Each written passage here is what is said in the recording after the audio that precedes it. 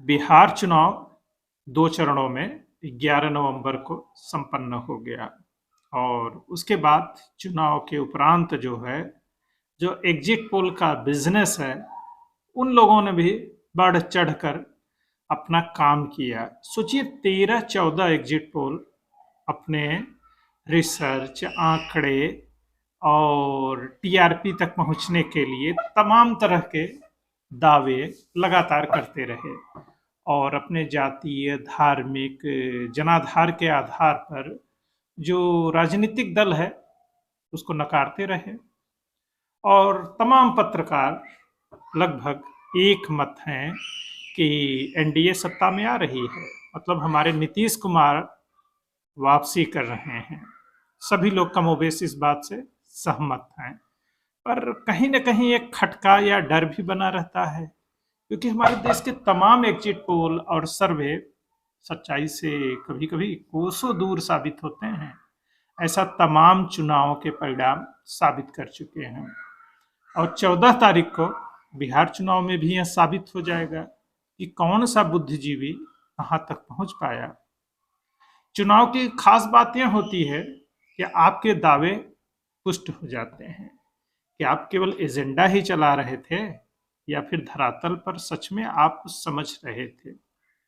हमारे यहाँ तमाम एग्जिट पोल गलत हो जाते हैं और फिर हमारे जो आंकड़ेबाज हैं वो गलती भी नहीं मानते और हमारे जो कथित बुद्धिजीवी महान पत्रकार हैं लगातार जो जिस पक्ष में है उसी पक्ष में रहता है।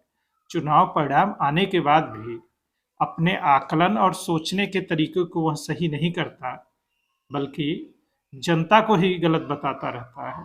अब इसको आप ऐसे समझ सकते हैं कि परीक्षा के समय आप अपनी क्लासेस के भी उदाहरण दे सकते हैं या अपनी बचपन और पढ़ाई के दौरान जब आप परीक्षाओं में सम्मिलित होते थे, तो उस दौरान की भी बातें याद कर सकते हैं।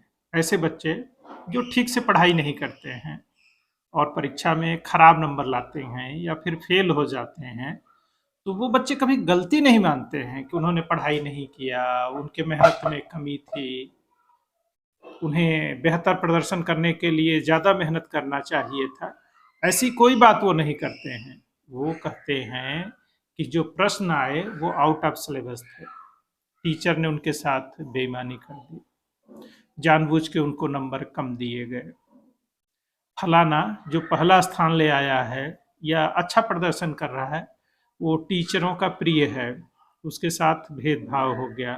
फलाना इसलिए ज़्यादा नंबर ले आया क्योंकि उसको क्वेश्चन पेपर पहले मिल गया था। तो इस तरह की तमाम कहानियाँ यह फेल लोग सुनाते रहते हैं। वह अपनी कमी, कैसे पढ़ाई करनी है, क्या खुद में सुधार करना है, वो एक दिन क्लास में नहीं आते थे, ढंग से पढ़ाई नहीं करते थे। अगर उनकी कॉपियाँ उठा के देख लीजिए तो शायद ही कोई एक कॉपी पूरे साल में भरी हो, तो उसके बाद भी उन्हें अच्छे नंबर चाहिए, वो टॉप करना चाहते हैं और पढ़ाई के स्तर पर बस यही बतकही के अलावा उनके पास कुछ नहीं रहता है। उनके पास हर समय बहाना तैयार रहता है कि फलाना क्यों ज़्यादा नंबर ला रहा है, अब मेरी क्या गलती है जब फलाने ज़्यादा पढ़ता है, ज़्यादा मेहनत करता है, ज़्यादा तेज है। भाई उसको ज़्यादा अच्छे से पेपर नहीं करना चाहिए, उसे ज़्यादा मेहनत नहीं करना चाहिए। वह लगातार मेहनत क्यों करता है, प्रैक्टिस क्यों करता है उसे भी मेरी तरह नालायक और नकारा होना चाहिए। जैसे मैं अनर्गल बातें करता रहता हूँ, बकवास करता रहता हूँ, उसे भी ऐसे करते रहना चाहिए। तो हमारे विपक्षी दल है और इसके कर्ता धर्ता जो लोग हैं उनका एटीट्यूड देखिए, तो वो ज़्यादातर ऐसे ही है और उनको जो सीटें मिल जाती हैं उनके समर्थन में जो लोग दिख जाते हैं वो भी कुछ इसी तरह मानसिक अवसाद से ग्रसित होते हैं। वो अपनी जाति और विचारधारा की वजह से किसी व्यक्ति या पक्ष का लगातार विरोध कर रहे होते हैं और उनको विरोध करना ही है। सामने वाला सही है कि गलत है या क्या कर रहा है, उसका कोई तार्किक विश्लेषण उन्हें नहीं करना है, उनका काम है उसका विरोध करना। इससे पहले भी मान लीजिए मोदी की ही बात किया जा रहा है, अगर ये सत्ता में नहीं थे तब भी ये मोदी का विरोध करते थे। मतलब क्या सही है क्या गलत है इससे कुछ लेना देना नहीं है। ये वही आंकड़े सही मानते हैं जो भारत सरकार और मोदी के विरोध में रहता है। ये वही वीडियो सही मानते हैं जिसमें कुछ विरोध हो रहा हो। हालांकि उसकी अगर जांच पड़ताल हो जाती है, वो तथ्यात्मक रूप से गलत साबित होता है, तो तब यह उसे नहीं स्वीकार करते, तब उनको ये फेक लगता है। और जितने फेक वीडियो उस विरोध में होते हैं, इनको सब सही लगते हैं।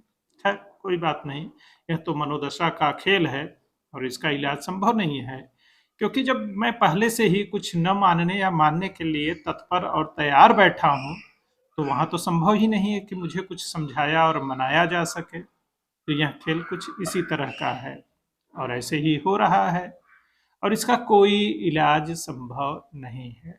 अब सोचिए कोई आतंकी घटना होती है तो उसमें भी इसी तरह के एंगल ले आते हैं और आतंकियों के भी समर्थक हमारे देश में मिल जाते हैं।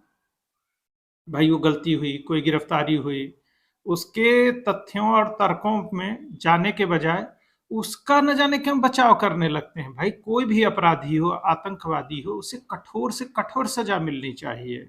खैर अभी तो बिहार चुनाव की बात हो रही थी, तो बिहार चुनाव में क्या परिणाम आएंगे, तो यह कुछ दिनों से जो लोग एजेंडा प्रोपेगेंडा चला रहे हैं, चाहे पक्ष में चाहे विरोध में, चाहे एनडीए के पक्ष में जो लोग लगातार खूब बकवास कर रहे हैं और विरोध में भी उससे बड़ी बड़ी बातें कर रहे हैं कि मतलब जो चीजें संभव नहीं है वह बातें भी कर रहे हैं, तो वो दोनों 14 तारीख को दोपहर 12 बजे तक खुद का मूल्यांकन कर सकते हैं कि वह धरातल पर कहाँ खड़े थे, क्या उसका वास्तविकता से कोई वास्ता था या नहीं था।